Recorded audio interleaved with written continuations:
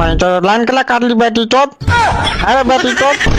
तो लाइन कथला काट ले। अरे भाई तो एकरा तो पंखा चले हुआ भाई तो अपना तोरा पंखा चले सब दुनिया के पंखा के बंद करने छी है।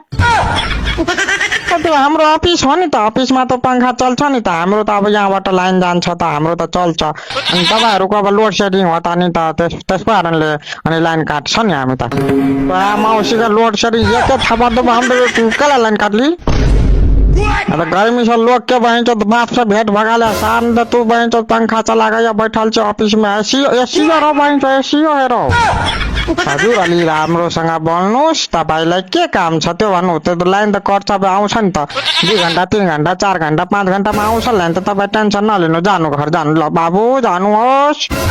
हामी त जखन आइपिएल देखा जाइ छी तखन लाइन काटे है जखन बहन चो के जाइ छ वहाँ के तखन लाइन काट दे बहन चो गाय धोइ रहल बहन चो धोइ के रहल कुछो धोआ चाहे कुछो जखन भात खाइला जाइ छै तखन सार लाइन काटते